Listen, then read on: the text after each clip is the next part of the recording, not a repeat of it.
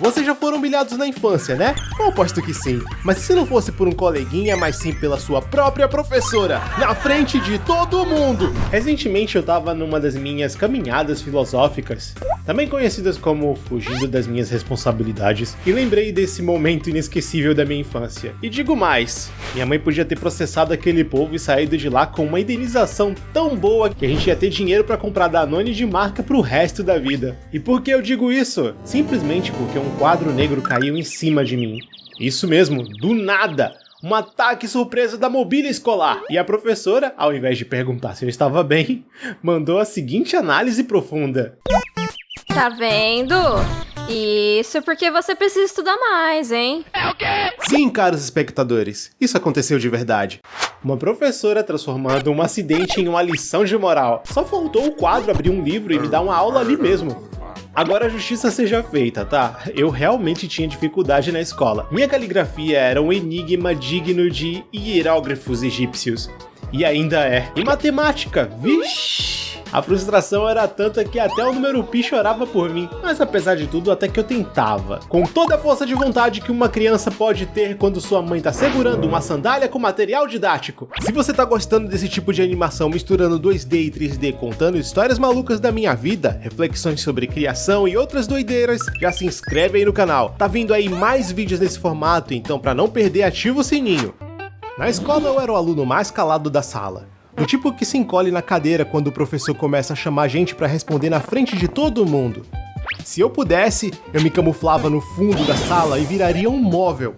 Mas aparentemente minha timidez irritava os bagunceiros. Você escolheu o cara errado pra provocar! Sabe aquele pessoal que trata a gente quieta como se fosse um experimento científico? Oh, esse cara não fala, mó quietão. Será que esse furry funciona com fotossíntese, mano? Mas isso é papo pra outro dia. Hoje o foco é o dia que eu quase fui esmagado pelo próprio sistema educacional. A sala onde eu estudava era antiga, tipo, nível isso aqui já viu mais presidentes do que eu vi aniversários. O quadro negro, pra quem não sabe, é um quadro de ardósia, onde se escrevia com giz e que espalhava um pó branco capaz de deixar qualquer um com suspeita de tuberculose. E já tava bem velho, mas ninguém esperava que ele fosse tentar assassinar um aluno. Era final de aula, aquele momento sagrado de guardar o material e ir pra casa pra ver desenho animado, porque sejamos sinceros, era o meu único passatempo. Como eu estava perto da mesa da professora, passei por trás dela junto com outros alunos, mas por algum motivo, só eu fui escolhido para o sacrifício. Acho que a movimentação causou um leve terremoto local, porque assim que eu passei, o quadro simplesmente decidiu. É hoje! E foi tudo muito rápido. O quadro se soltou da parede e caiu direto no meu pé. A dor foi tanta que na hora eu nem reparei que o quadro tinha descascado a pele como se fosse uma maçã. E quando eu finalmente olhei, cara, já tava sangrando muito, então eu simplesmente... A turma toda se reuniu ao redor como se tivesse encontrado um fóssil raro. A professora entrou em modo pânico e, claro, chamaram até a diretora. Afinal, um aluno machucado na escola é igual panela de pressão. Qualquer erro pode explodir em processo. Ainda bem que esse não é um daqueles momentos que explode. Fizeram um curativo, chamaram a minha mãe e explicaram o que aconteceu. Mas aí do nada, simplesmente do nada, a professora começou a puxar o boletim no meio da conversa. Então, dona Amélia, seu filho veio mal na escola, tem notas baixas.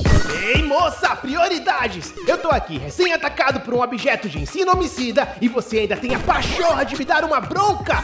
Ah! E minha mãe, em vez de me defender, concordou. Nessa hora eu só pensei, lascou.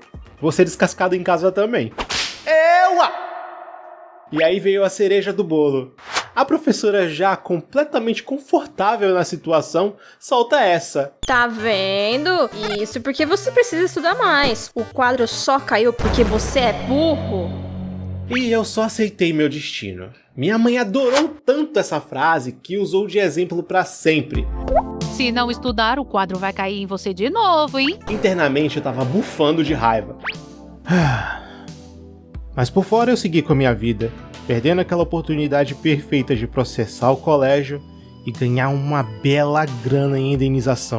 Mas fazer o que? É a vida, né? Nos dias seguintes, o quadro continuou lá, só que apoiado em algumas cadeiras, porque o suporte estava quebrado. E assim ficou até substituírem por um quadro branco, daqueles que riscava com o piloto. Sim, a famosa canetona de tinta. Melhorou muito. Pelo menos não tinha mais aquele pó de giz. Agora era só cheirinho de álcool, que sinceramente viciava um pouquinho. Cheirinho de álcool.